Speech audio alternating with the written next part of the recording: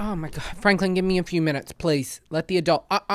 Is he still in the shot? Franklin. Oh my God, it's hot as hell. It is hot as hell outside. And I don't know why nobody's talking about that. Is it global warming or something? Who pissed the devil off? I don't know what was wrong with my mouth right there whenever I tried to say that, but who pissed the devil off? Because it feels a little warmer this year as I'm in long sleeves, but it's fine. Because in California, it's a little bit colder, which is good. There's no humidity here, which is great. Okay. But let me tell you, I don't know how y'all are doing it with the humidity. I'm dripping in sweat. Okay. And don't even try to ask me to do anything when it's hot outside. Why don't we cancel things more when it's hot? That's a problem I'm having right now. I'm not really understanding why there's so many affairs right now. Why everybody wants to schedule something right now. It's 90 degrees. I'm sorry? State of emergency right now? If it was this extreme cold, we'd be like, sorry, it's too cold. We're staying in. But because it's hot, it's fine.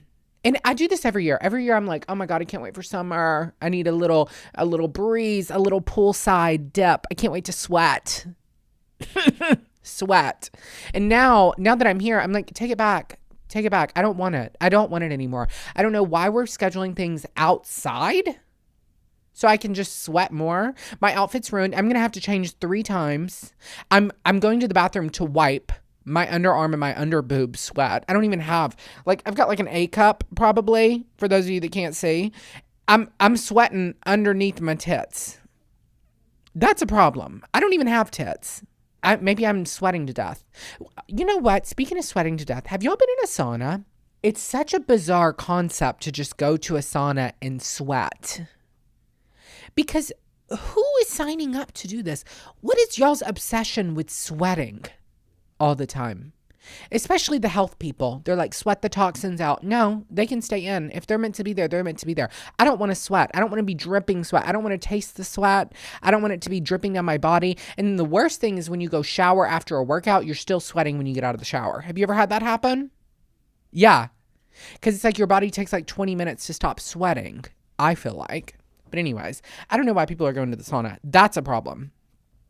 That's a thing. I don't know why we made that. I don't know why we made the saunas mainstream, where it's like, oh, let's all just go sweat for fun. No, that's insane. Franklin, stop licking the floor, please. One time I went to a spin class. I don't really do the spin classes anymore because those people are insane too. Actually, I'm going to go on a tangent about that in a minute. But I went to a spin class one time and the instructor refused to turn the air on in the room. She was like, no, we're not going to turn the air on.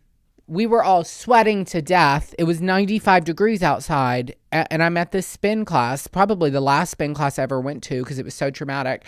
And she wouldn't turn the fans on. And everybody was like, oh, can we turn the fans on? She was like, no. You know how those freaks are that do spin? No. We're burning an extra 30 calories. What? She was like, yeah, I tracked it on my watch one time. If you leave the fans off, you burn 30 more calories in this hour-long workout class. 30 calories? So a French fry? You want me to sweat to death and be uncomfortable for a French fry? No.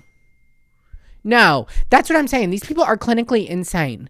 Like the people that do the spin classes, insane. The people that are doing Pilates, that's the new thing. That's a new cult. I don't know if y'all know about that. There's going to be a Netflix documentary about that one day. Because why is everybody doing Pilates? And y'all are not supposed to be contorting your body like that. It's not natural. It doesn't look natural. It looks uncomfortable. And y'all cannot tell me that is comfortable for y'all. I don't know. I've never done Pilates, but it looks like a medieval torture device. Y'all are strapping yourselves in, doing all that. Legs are shaking. Y'all are screaming, crying, sweating. Why? Do y'all want to be here right now? Blink twice if you need help. That's what I think every time I see a Pilates studio. Like, are y'all here against your will? Somebody bring you here? You cannot tell me y'all are willingly having a good time. It's torture. Working out is microdosing torture. It's just like you're supposed to torture yourself a little bit so that way you're thankful when you're not working out. Because that's all I do. Every time I work out, the few times I do, I'm like, oh my God, I can't wait until I'm not working out again. And then I'm just so chipper and happy because I'm just thanking God that I'm not putting my body through complete and total hell. Like, what is hot yoga? What do you mean you're just going to sweat? I did one of those one time at Equinox, actually passed out. Almost, well, not really, but I was getting close. It was getting really close to passing out. And I mentally passed out, like in my head. And I was in child's pose 45 minutes of that class at Equinox. Do you know how embarrassing it is to be at Equinox and just be in child's pose while you're doing yoga? Because those people were doing flips, contortions, legs were up in the air. I was like, your body's not supposed to move like that.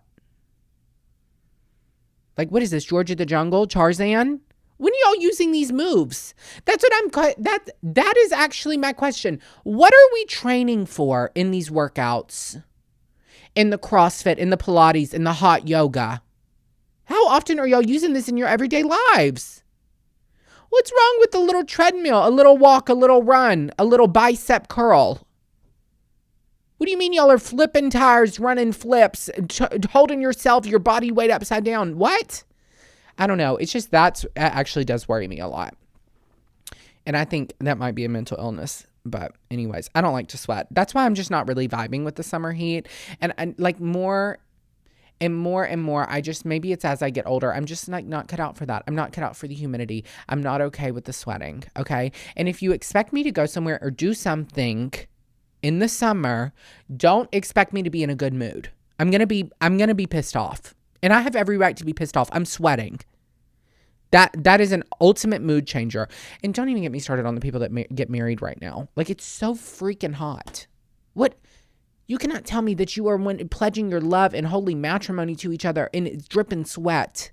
I would get the ick. If you're sweating at your wedding, I'm calling it off. That's a bad karma or something. I just know.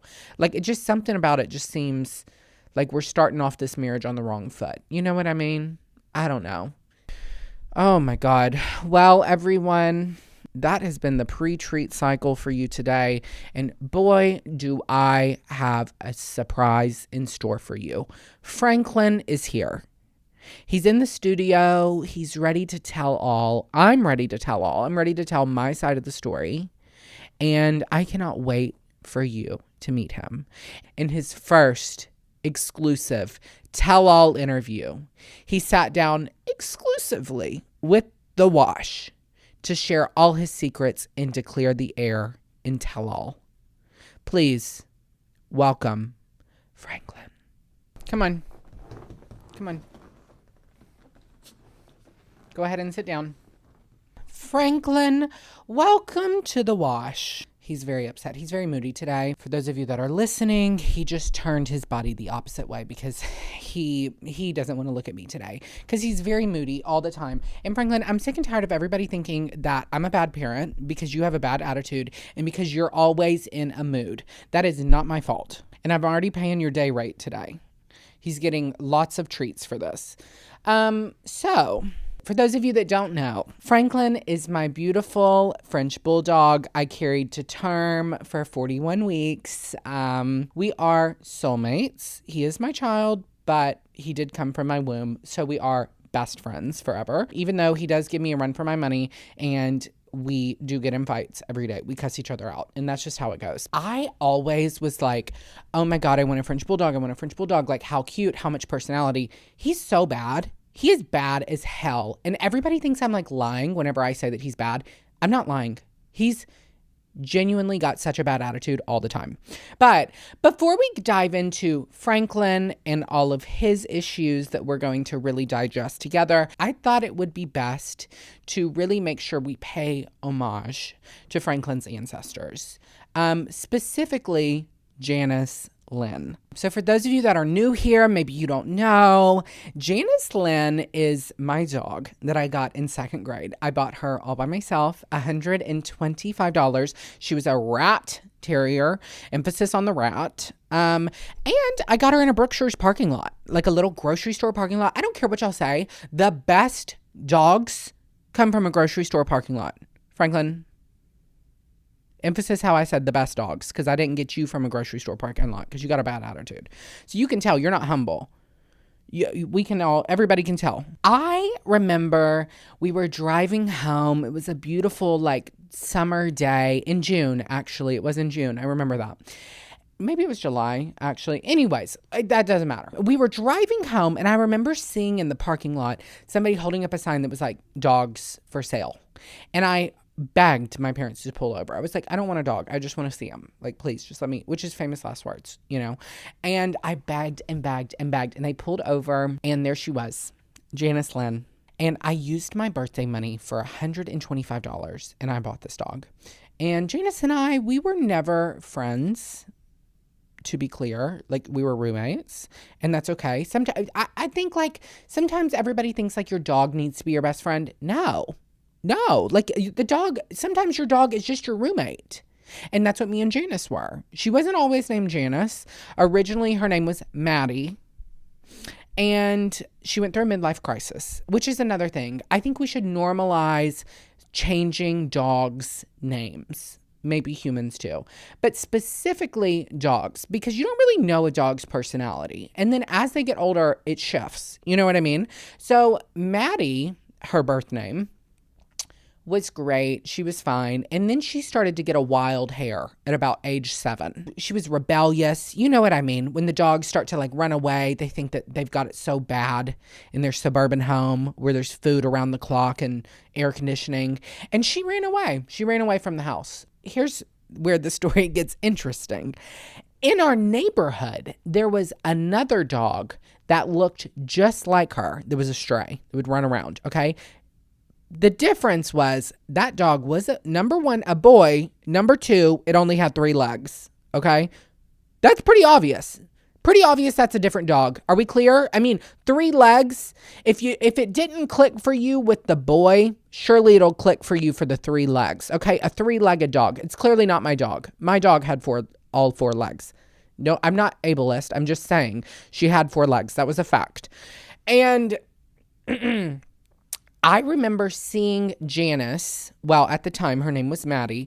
I remember seeing Maddie in the neighborhood Facebook group. That's another thing. They are wild in these neighborhood Facebook groups. These people are aggressive. They are cutthroat. They are mean. That is what I miss the most about the South, the neighborhood Facebook groups. God, I would kill to be back in another neighborhood Facebook group. Like, those people are just talking shit. And God, it's so fun. I'm still in my high school neighborhood Facebook group. That was like 8 years ago. They've deleted everyone else in the family except for me. And if the admin is watching this, please, for the love of God, do not delete me. It's the only joy I get in my life is going through that neighborhood Facebook group. Because I know all the drama, even though I haven't lived there in 10 years. But sorry, ADD, back to my story. So I see somebody post a picture of Maddie in the neighborhood Facebook group. And it's like, oh my God, is this dog belong to anybody? You know, she walked up on my doorstep. And the comments are cutthroat. No, that's a stray, that 3-legged dog. It gets around. It makes its rounds around this neighborhood, blah, blah, blah, blah, blah. Somebody call animal control. Putting filth and dirt on my dog's name. Okay? And she escaped. It wasn't my fault. It's really not. Half the time, the dogs do what they want. You know what I mean? So I was like, first of all, y'all are disrespectful right now, talking about the dog that always gets out, that makes their rounds. That's not true. Keep her name out of your mouth, Brenda, because it's always some woman named Brenda. So this sweet woman by the name of Jan, let's use our context clues here. She says, I've got her. She's in my garage. I'm like, okay, fantastic. As soon as I get out of school, I'll run over there. I'll come pick her up from you. I'm in high school at the time. And I get over there, it's pouring down rain, and I'm like trying to tell this woman, thank you so much for rescuing my dog. She grabs the dog, she chunks her at me, like just tosses her, like just midair, basically, and walks away. I'm like, thank you for my dog. Oh, okay, thank you. And I believe that journey from home was very pivotal for Maddie. From that point on, she didn't want to leave the house. She didn't want to run away. She was realized that she had it good, you know? And I probably shouldn't have done this. I'll say it. I'll admit it. But whenever she was acting up and I needed to instill a little bit of fear into her, I would say, hey, do you want to go back to Jan's? Because I knew she knew Jan's name. You know what I mean? Dogs can like speak English. Like they know what I'm saying. And so I was talking to her and I was like, do you want to go back to Jan's house? Because it wasn't rainbows and sunshine at Jan's house. And I know whenever she came back to me, she was like, thank God I'm not living with that woman. So whenever she was misbehaving or acting up, I would be like, I'm going to take you right back to Jan's. If you don't get this attitude out of your system right now, I'm going to take you back to Jan. Then, I mean, that only worked like twice because she didn't care at that point. And I was like, Jan? And then I was like, you know what? She looks like a Jan. First it started as Jan, then it became Janice, then it became Janice Lynn. Her name took many different forms, and eventually she rebranded and she became Janice Lynn. Now, as I told you, me and Janice, we were roommates. I had a little cubby under my bed. She would sleep under my bed. I would let her out. I would feed her. We had a good relationship, but she liked her space. I liked mine. And I just walked in the evenings. Hey, Jan. Hey, Janice. See ya. And then we would dip. That was it. We had a great working relationship. And I was devastated when she passed away. I had to put her down. Trigger warning. Probably should have said that first. I don't think there's a reason to give a trigger warning if it's already happened, but sorry. Anyways, she lived a very long, very fruitful life. And Janice was a reoccurring character. For those of you that have followed me for a long time, I would use Janice in my content. Janice had a lot of wigs. She was not thrilled about it, but you know, the dogs have to pay rent too. So I was like, I put her in some wigs. She acted with me a little bit, very rarely, but occasionally she would agree to it. And so my followers knew Janice. You know what I mean? They were familiar with Janice Lynn. And so we as a community really mourned her loss. What do I mean by that? Well, I took it upon myself to make Janice Lynn merch because how are we going to remember her memory if she doesn't have merch? Exhibit A. We should actually have merch at more funerals. That's actually $1 million business idea. Why has nobody thought about that? Granny died. Let's make her a sweatshirt with her face on it. A little something chic, something on brand. Maybe a little granny cap. Rest in peace, Granny, with a little logo. Granny's logo. Maybe one of Granny's favorite sayings. Maybe her favorite color. Funeral merch is a multi-million-dollar business idea. Now that I'm thinking about it, I'm saying it out loud. I'm trademark that, patent that. Don't try to steal that from me. And I will use this as video evidence in a court of law if somebody tries to steal that. Anyways, I made funeral merch for Janice because she deserved it. Not only that, I held a small funeral on Instagram Live. It's my dog. Obviously, I'm going to have a funeral for her in her community that loved her so much. So, I don't know. It's probably still on my Instagram page if you scroll back far enough, if you look for it. But I invited a select handful of friends, and we as a community sent Janice off together. And then I put her ashes in a plant. I got her cremated, and I was like, I want Janice to be passed down for generations. So I put her ashes in a pot, and she came with me. I brought her to California, which that's probably illegal because California's real weird about driving plants across the border. I was like, that's not a plant. That's Janice. She was living and breathing, and now she's living and breathing in another form.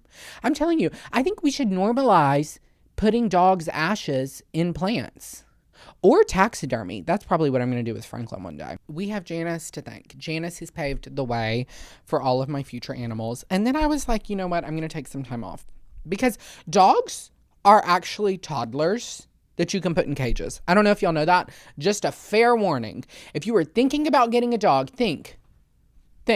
Do I just want a toddler that I can put in a cage? Because that's what a dog is. They require around-the-clock care. They are moody. They are mean. They eat all your food. They are sassy. I'm talking about you, Franklin. They give you a run for your money. They don't listen. So before you make that decision, just decide. Because I think I actually wanted a cat. I think that we as a society sometimes get dogs when we should be getting cats. Because, you know, cats are pretty self-sufficient for the most part.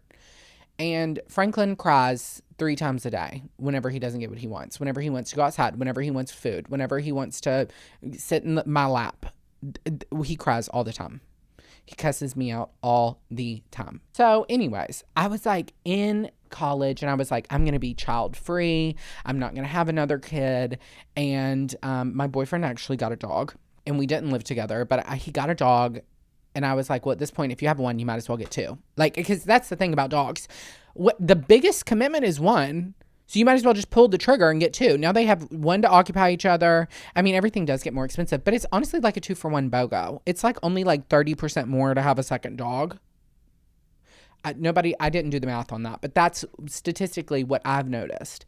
And so to tell the story, some of y'all have heard this before, but I wanted to talk about my birth story with Franklin. So Franklin Raphael Smiley, that's his full name, Frank Lynn Raphael Smiley. I carried him to term for 41 weeks. 41 long weeks. Now, I didn't know I was pregnant until I was 36 weeks. I thought I just had like a basketball-sized abscess on my stomach. And I went to the doctor. I was like, we're going to have to get this drained. Something's going on, And they did a little ultrasound. They said, that's not a basketball abscess. That's a little bundle of fur love. And I was like, oh my God, I was shocked because that's not me. Like it was an immaculate conception. I was like, I don't know how I even got pregnant, but I was like, I'm thrilled and honored to be chosen as Franklin's father, whatever you want to call it.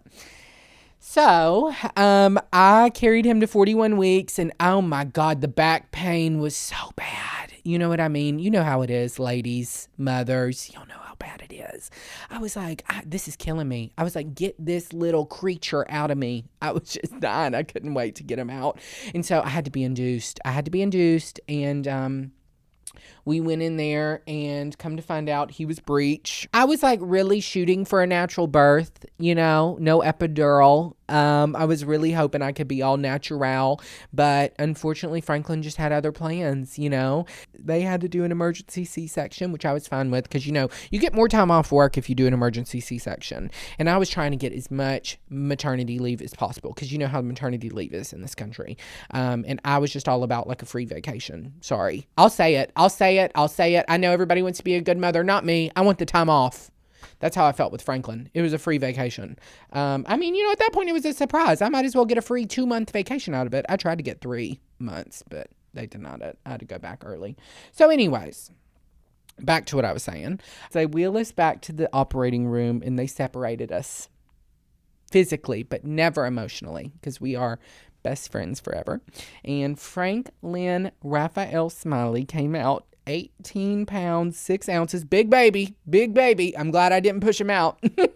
And we were just inseparable ever since. He has had a bad attitude ever since. And that is not my fault.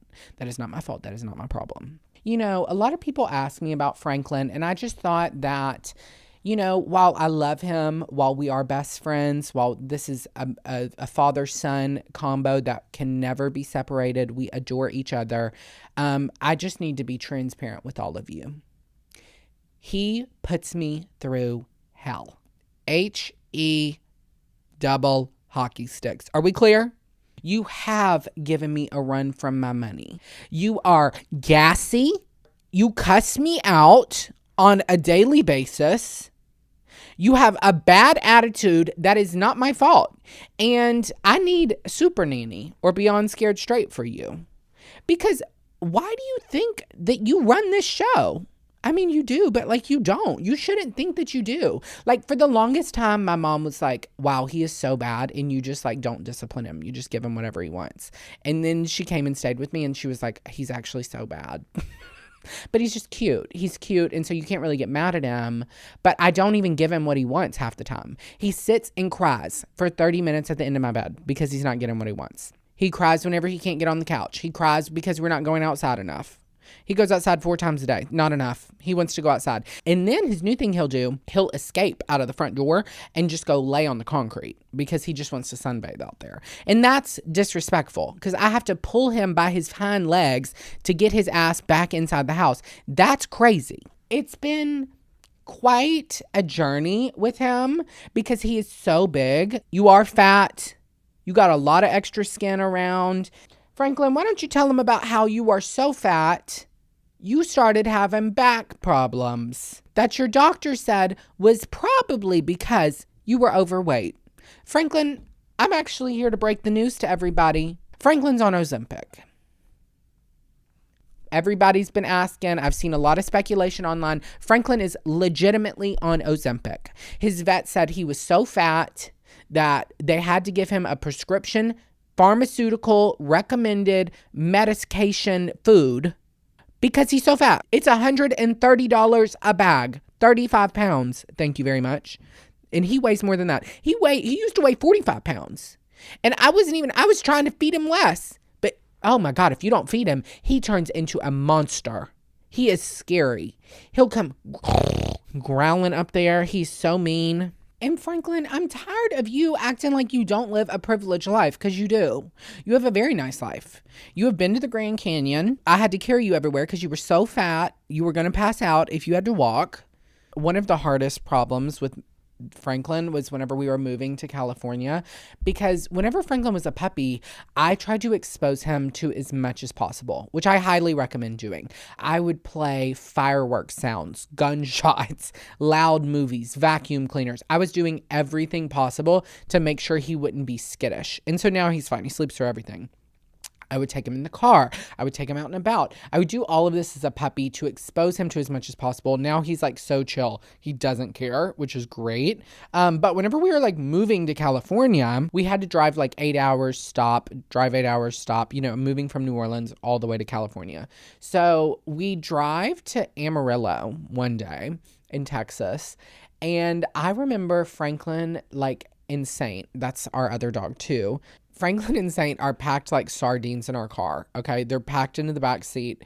And Franklin immediately like falls straight to sleep. Like he passes out. Like literally on a 5-minute drive home, he's passed out upside down asleep, just like he is right now, okay? So I'm like, okay, great, fantastic. I don't have to worry about him. I don't have to entertain him. Saint was a little bit older, so it was great because like normally Franklin's like bothering Saint and Saint doesn't like that. So I was like, this is great. Really the only pain in the ass animal here is Franklin. So like him falling asleep is thrilling. It's great. He's out of our hair.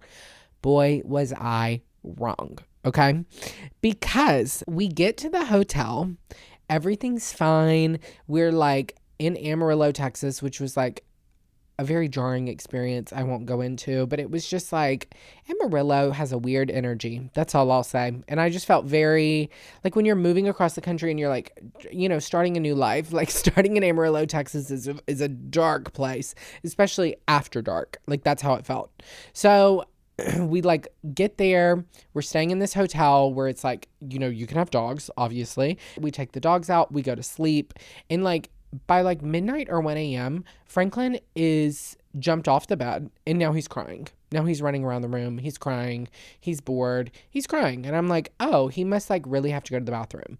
So I take him outside, 1 a.m. in Amarillo, Texas, and we get outside and he doesn't go to the bathroom. He doesn't need to go.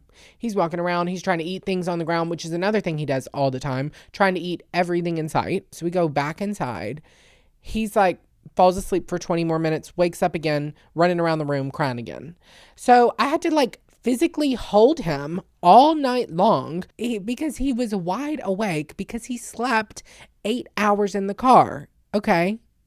So I'm like, great. Well, what am I going to do next time? So the next day we're driving from like Amarillo, Texas to Flagstaff, Arizona. Okay. Through Albuquerque, New Mexico. It's beautiful. Okay. Except for Franklin, of course, 10 minutes into the car ride, fast asleep.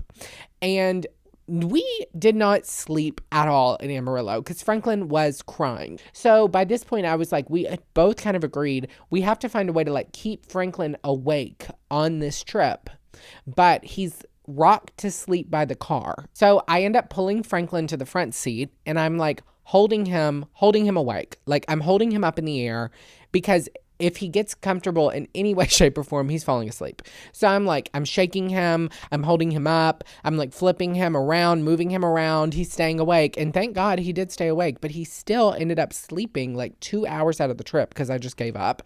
And he still gave us hell that next night. But fortunately, that was our like last leg. So the next time we were in California, and then obviously that was much better. We're like in a house. It's not really a big deal. But when you're in a hotel, I'm like so concerned about like being in somebody's space and like being loud and rambunctious. I don't want to be that person with the crazy dogs at a hotel. He's been to the Grand Canyon. He's been to Palm Springs. And I just have to say, having a Frenchie is not for the weak. Like both of our dogs are very opinionated. Saint is also very opinionated, but Franklin Franklin, he will eat anything in his path. He will eat plastic. He has eaten toys. He will eat pills off the ground. It doesn't matter. He tried to eat a chicken bone. I had to pull it out of his mouth constantly. He eats dirt in the backyard all day long. Frenchies are so expensive too. And I actually have never talked about this before, but I wanted to talk about his insurance because I get a lot of questions about that. If you're on the fence about getting pet insurance, 1,000%. Highly recommend. And to give you a brief rundown, because I did so much research on this before I got him. First of all, dogs are not protected under the Affordable Care Act, obviously. So you have to get pet insurance before they have any issues, because if they do, it's considered a pre-existing condition and the insurance won't cover it. So we use Trupanion. This is not sponsored, but it should be. You can get like a cheaper pet insurance, but the trick that I have been told is that most pet insurance companies will increase the premium each year depending on how old they get and how much you use the policy. Trupanion is really only supposed to increase the policy based on like inflation and a few other factors, but it's supposed to be like environmental. They did increase this policy quite a bit this year that I am going to be calling and complaining about. But what I will say is, he has had terrible allergies. He has IVDD, which is intravertebral, whatever, degenerative disc disease or something. Very common in French bulldogs and like long, skinny dogs, like weenie dogs. And he had this horrible back issue and they paid for all of it. They paid for acupuncture for him. It's honestly been a great experience. They pay like 90%. And then basically your deductible on Trupanion is per illness, not per year. So now if he like has any other allergy issues, he met his allergy deductible like 5 years ago or whatever, 3 years ago. But these are just all things that you have to be okay with when you sign up to have a French bulldog. Like most French bulldogs have to have like nasal surgery, and he has a really great nasal cavity. And honestly, since he's lost weight, he's had great back support now, so he's really not really having most of the same issues. They were probably brought on mostly by weight, but it's definitely a risk that you take when you sign up to have a dog like this. And having the insurance is like such a great peace of mind. I highly recommend it. He is my soulmate. He is my best friend. I give him a lot of hell. He gives me a lot of hell, but it's like, the most loving relationship ever. And we're best friends. So okay, we are now moving on to our next segment, which is the drying cycle. And I thought like I wanted to give Franklin a chance to tell us a little bit more about him. So Franklin's going to tell us about his career, his life situation, everything we need to know about him, and he's going to pick it for us. For those of you listening, I've handwritten a few different options for Franklin on some sticky notes, so let's see which one he sniffs or eats. So, first up, we have Franklin's career. So, you get to pick which one you want. This one? Franklin's career is retired. Retired? What do you mean you're retired? You haven't even worked. You got one brand deal one time. And yes, that did help pay the rent. And I'm very grateful that you put in the work for that. But I still had to do a lot of work too. I don't know. Why do you think that you don't have to work anymore? You sleep all the time. So I guess Franklin is retired. Okay, Franklin, we're really wanting to know your relationship status. So, he loves these. Oh, that one. Okay. Your relationship status is married to yourself. Okay. Well, I mean, Franklin, you are very selfish. So I think it's probably best that you're married to yourself, because I don't think there's anybody that's going to be up to your standards. You are very moody. You are very opinionated, and you don't like to share. And if you're going to ever get married to somebody else, you're going to have to get used to that.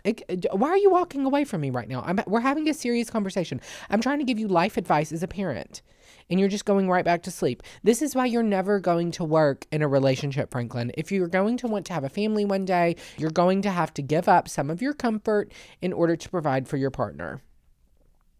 Anyways, he's married to himself, I guess. Okay, Franklin, next, we want to know what kind of car you drive.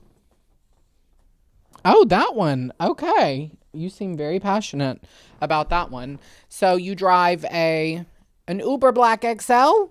Who's paying for the Uber Black XL? If you're man enough, you need to be driving yourself around.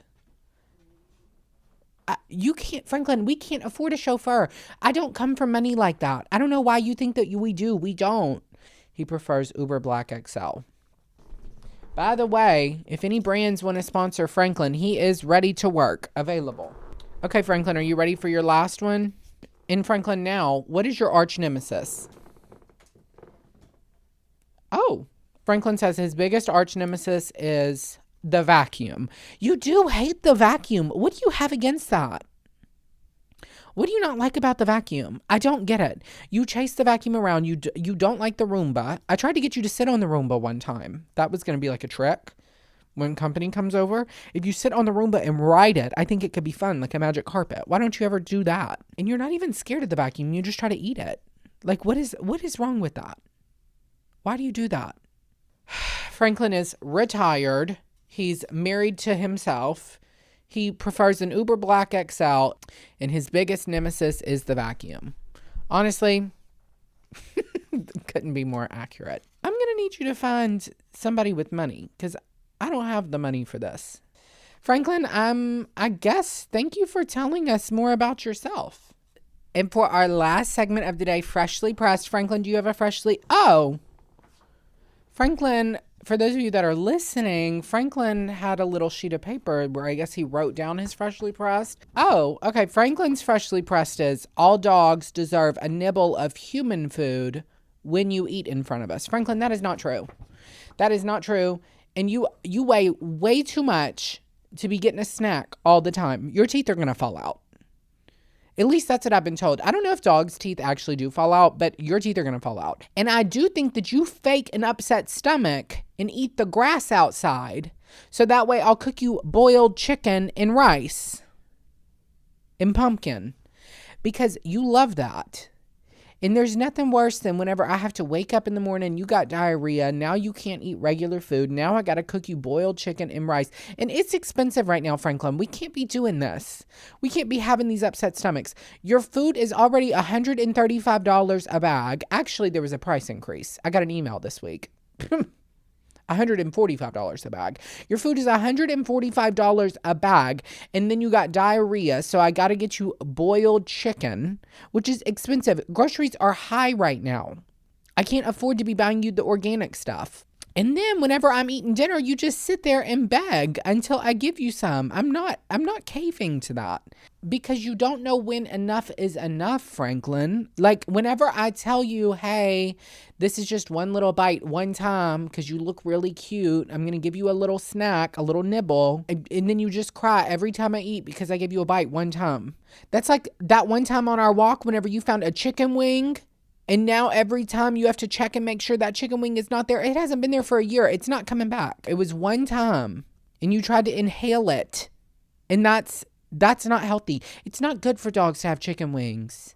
And basically it's cannibalism. You're one step away from a chicken, I'm sure. Anyways, my freshly pressed of the week is that we need more dog birthdays. I went to a dog friendsgiving one time. It was very cute. I have to say it was a fun time. Thank you for inviting me.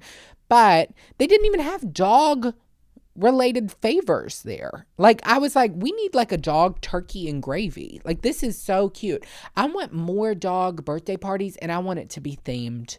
Like I always get Franklin like a little cake for his birthday. Like we have fun. We lean into it. And I just think like we need a little bit more whimsy. You know, I want little shots for me, obviously not the dog. The dog can have some shots of chicken broth or something. I don't know. Little pup cup. Okay. But I think that we should normalize having dog birthdays. Maybe that's with people. Maybe it's without. I don't care. I'll actually like come to your dog's birthday party and not even bring my dog. Sorry, Franklin. Like I would just love to hang out with your dog. That's actually all I want to do is hang out with your dog. I don't even like you. I like your dog. That's why I'm here. That's why I'm at your house. You know what I mean? It's to see your dog, not to see you. Okay, well, thank you so much for tuning into The Wash this week with our special guest, Franklin, I'm so glad that you joined us here. And don't forget, share this with your dog loving friends. Share it for your dog. Your dog probably wants to listen to this, okay? They want to hear from Franklin. So share it with people, okay? Don't be a gatekeeper. Maybe give us 5 stars on Apple Podcasts, Spotify. Give us a thumbs up on YouTube. Subscribe. Follow us on Instagram and TikTok. We're always having a good time over here at The Wash, and we're so happy to have you. And see you next Tuesday here at The Wash. Mwah! Bye. Franklin clearly has been working way too late. He's falling asleep.